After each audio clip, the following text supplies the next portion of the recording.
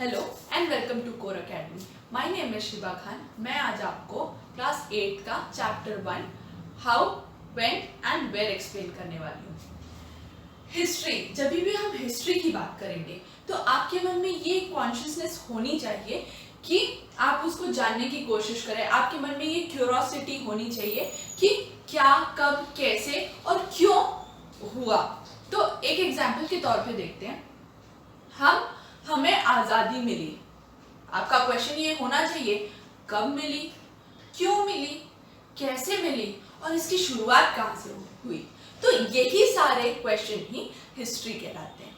History इन्हीं की study को ही हम हिस्ट्री कहते हैं। तो मैं नॉर्मल वर्ड्स में ये कह सकती हूँ कि history is a combination of how, when and where. History is a combination of what? History is a combination of how, when and where. जैसे आपके मन में ये जानने की क्यूरोसिटी हुई कि ये हमें इंडिपेंडेंस कैसे मिली, क्यों मिली, वैसे ही हिस्टोरियंस को भी ये सारी क्वेश्चंस के आंसर जानने की बहुत क्यूरोसिटी थी। जब हम कभी कहते हैं कि वो किंग पैदा हुआ था उस दौरान या उनकी क्राउनिंग हुई थी, तो हिस्टोरियन का सबसे पहला क्वेश्चन ये रहता है कि उनकी डेट अगर समझ में आ जाती तो वो काफी उन्हें कनेक्ट कर पाते ताकि हमें वो बेटर हिस्ट्री के रूप में रिटन अथॉरिटीज या रिटन वर्क में हमें हिस्टोरियन हिस्ट्री प्रोवाइड कर सके। ओके, लेकिन आपको एक और बात बता दूं, हिस्ट्री डेट से या डेट ही हिस्ट्री नहीं है। हिस्ट्री को डेट का सिनोनिम कहा गया है, बट ऐसा है क्या? Do you agree with me? मुझे तो ऐसा नहीं लगता। History is not date. History is not about all dates, but history में डेट्स इंपॉर्टेंट है। हिस्ट्री में डेट्स इंपॉर्टेंट है, लेकिन सारे डेट्स इंपॉर्टेंट नहीं है। हिस्ट्री में डेट्स इंपॉर्टेंट है, बट सारे डेट्स इंपॉर्टेंट नहीं है। आइए देखते हैं। मैंने एक क्वेश्चन लिखा है, how dates are important. Dates हमारे लिए कैसे इंपॉर्टेंट होते हैं? आप अब वीडियो पॉज करिए और आप सोचिए। आप वीडियो पॉज करिए और सोचिए आपके लिए कौन सा डेट इंपॉर्टेंट होगा। आपके लिए कौन सा डेट इंपॉर्टेंट होगा? सोच लिया? हाँ, आपके लिए आपका बर्थडे, आपके पेरेंट्स का बर्थडे, आपके पेरेंट्स की एनिवर्सरी आपके लिए इंपॉर्टेंट होगी, है ना? इंपॉर्टेंट है ना? आपके फ्रेंड्स का बर्थडे, ये सारी डेट्स आपके लिए इंपॉर्टेंट होंगी। जैसे मैंने अभी आपको बताया, ऑल दी पास्ट इवेंट्स, सारे इवेंट्स जो बीत चुके हैं, सारे इवेंट्स जो बीत चुके हैं उनकी स्टडी को ही हम हिस्ट्री कहते हैं। क्या? The study of past event is known as history. The study of past event is known as history. तो मैंने अभी आपको बताया how dates are important के बारे में। तो dates कैसे important है, आइए ये जानते हैं। dates को डिफाइन किया गया है दो तरीकों से। एक तो एग्जैक्टली उन्हीं डेट को जो इम्पोर्टेंट है, ओके, एक तो एग्जैक्टली उन्हीं डेट को जो इम्पोर्टेंट है, तो मैं उन्हें कहूंगी डेट सेंट्रिक। और जिसका मुझे डेट पता नहीं हो, जिसके सिर्फ टाइम पीरियड पता हो कि ये 200 या 300 साल पहले बना है, तो मैं उसको एक पीरियड के तौर पे लूंगी। मुझे उसकी एग्जैक्ट डेट तो पता नहीं है, मुझे उसके एग्जैक्ट ईयर भी पता नहीं, तो मैं उसको एक टाइम पीरियड के तौर पे एनालाइज करूंगी। तो उसे हम क्या कहेंगे बच्चों? Period centric. क्या कहेंगे? Period centric. ओके, हमें इंडिपेंडेंस कब मिली थी? 15th अगस्त 1947। ओके, 15th अगस्त 1947। सॉरी, हमें इंडिपेंडेंस कब मिली थी? 15th अगस्त 1947 को। ठीक है, हमने कौन कॉन्स्टिट्यूशन को कब एक्सेप्ट किया था, मींस संविधान कब लागू हुआ था। तो कब लागू हुआ था बच्चों? 26 जनवरी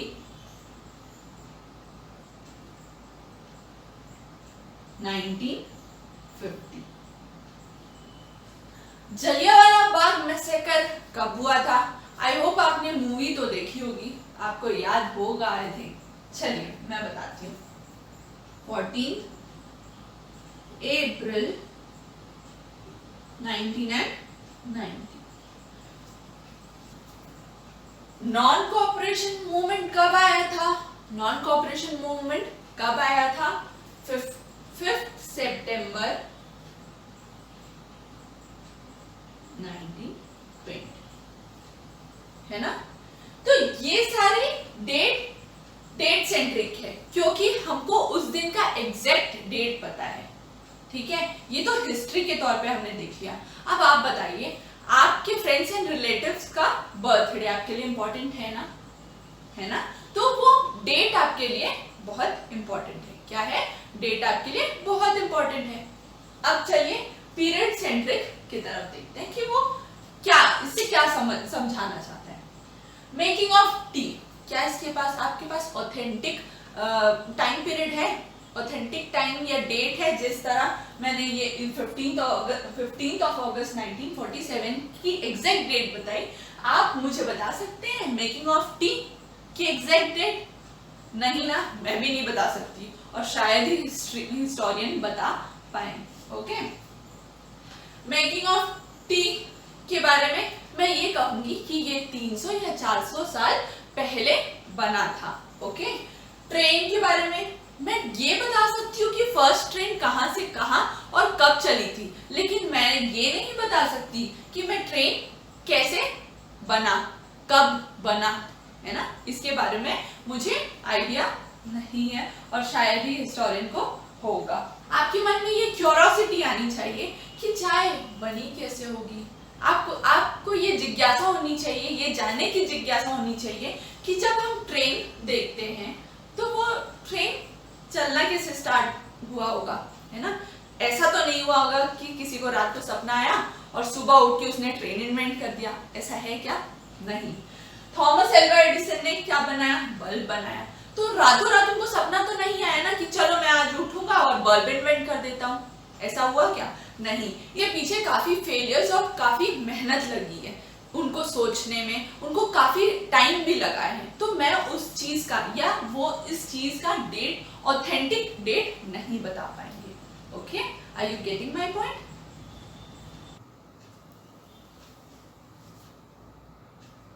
अभी हमने देखा हाउ डेट्स आर इम्पोर्टेंट। अब हम देखेंगे कौन कौन से डेट इंपॉर्टेंट होते हैं, है ना। कौन कौन से डेट इंपॉर्टेंट होंगे। Date plays an important role. Date important role play करते हैं, बट क्या सारे डेट इंपॉर्टेंट रोल प्ले करते हैं? नहीं, सारे डेट इंपॉर्टेंट रोल नहीं प्ले करते हैं, बट कुछ डेट इंपॉर्टेंट रोल प्ले करते हैं। आइए देखते हैं कैसे। जैसे आपके यहाँ किसी की शादी हो, है ना, आपका बर्थडे हो, आपकी फ्रेंड का बर्थडे हो, आपके रिलेटिव्स का बर्थडे हो, तो वो आपके लिए इंपॉर्टेंस रखता है ना। तो उसी तरह ब्रिटिशर्स ने अपने सारे इंपॉर्टेंस किसको दिए थे? अपने लोगों को ही ब्रिटिशर्स ने सारी इंपॉर्टेंस दी गई थी, है ना। सारे इंपॉर्टेंस अपने लोगों को दिए गए थे। जैसे गवर्नर जनरल आए, कौन था first governor general? Warren Hastings. याद रखिएगा, ये 1 मार्क क्वेश्चन में जरूर आ सकता है। Warren Hastings was the first governor general of India, ठीक है। फर्स्ट गवर्नर जनरल के बारे में उसका डेट इन्होंने बताया कि ये इतने से इतने तारीख को ये गवर्नर जनरल, इंडिया के गवर्नर जनरल थे। लॉर्ड माउंटबेटन, ये लास्ट वाइसरॉय थे। Mark my word, viceroy. मैंने वॉरेन हेस्टिंग्स के लिए फर्स्ट गवर्नर जनरल यूज किया और लॉर्ड माउंटबेटन के लिए वाइसरॉय वर्ड का यूज किया। अब आप वीडियो पॉज करिए और सोचिए कि ये मैंने इन दोनों को डिफरेंशिएट क्यों किया। आप बताइए कि इसका डिफरेंशिएशन कैसा होना चाहिए या क्या होगा। आई होप आपको आ गया होगा, लेकिन तभी भी मैं बता देती हूँ। वॉरेन हेस्टिंग्स जो थे 1600 में east India company, British government east India को अथॉरिटी देती है और वो इंडिया को ट्रेड करने की परमिशन देती है। ओके, उसी दौरान जो हाई अथॉरिटी रहता है उसको गवर्नर जनरल कहा गया है। समझ में आया? ब्रिटिशर्स का जो हायर अथॉरिटी था वो कौन था? गवर्नर जनरल थे। ओके, और वहीं मैंने वाइसरॉय वर्ड का यूज क्यों किया? वाइसरॉय वर्ड का यूज इसलिए किया क्योंकि 1947 आते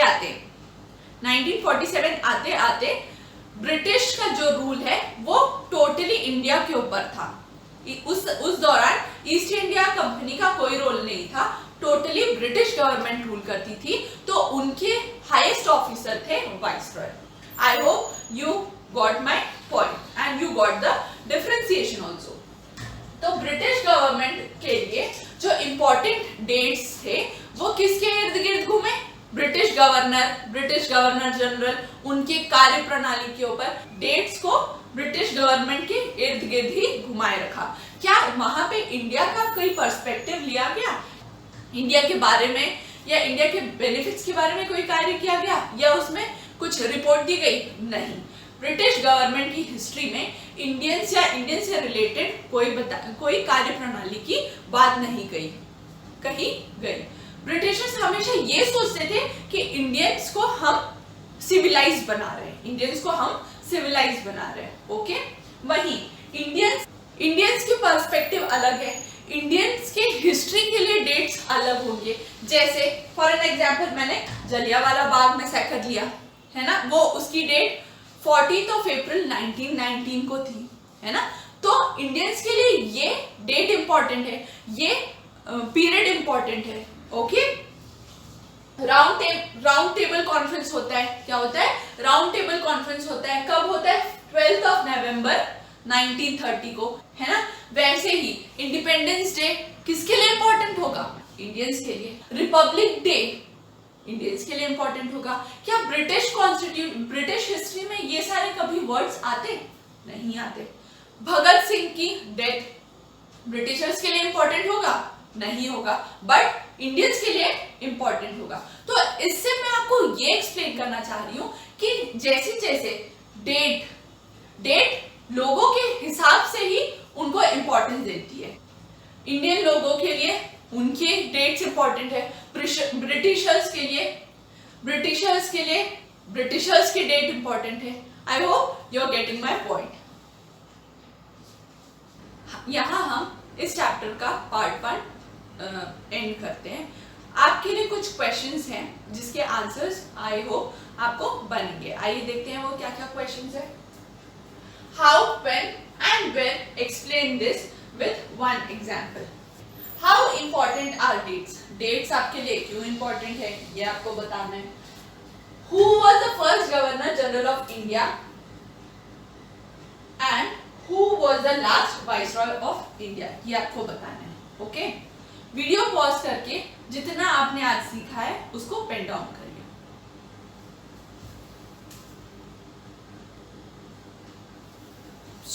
आई होप आपने आंसर्स लिख लिया होगा। तो देखते हैं इसके आंसर्स क्या होंगे। हाउ, व्हेन एंड वेयर मैंने अभी पूछा, आपको बताया कैसे, कब और कहां, ये था क्वेश्चन। तो हिस्ट्री में अभी स्टार्टिंग में ही हमने पढ़ा, history is a combination of how, when and where which tell us about our past event, which tell us about or which relate us with past events. आप एग्जाम्पल ले सकते हैं। On 15th of August 1947 India got independence. ठीक है, आइए देखते हैं second question. How important are dates? आपके लिए डेट्स क्यों इंपॉर्टेंट है और किस तरह इंपॉर्टेंट है? आइए उसका आंसर देखते हैं। Dates are important as they help us to connect us from past events. आई बात समझ में? As they help us to connect us from past events. Okay? Who was the first Governor General of India? India के first governor general कौन थे? Yes, Warren Hastings was the first Governor General of India. Okay. Who was the last Viceroy of India? Last Viceroy कौन थे? Yes, Lord Mountbatten was the last Viceroy of India. I hope this video is helpful for your studies. If you like my video, just like. If you have any doubt in this topic, please let me know or comment below in the comment box. Thank you.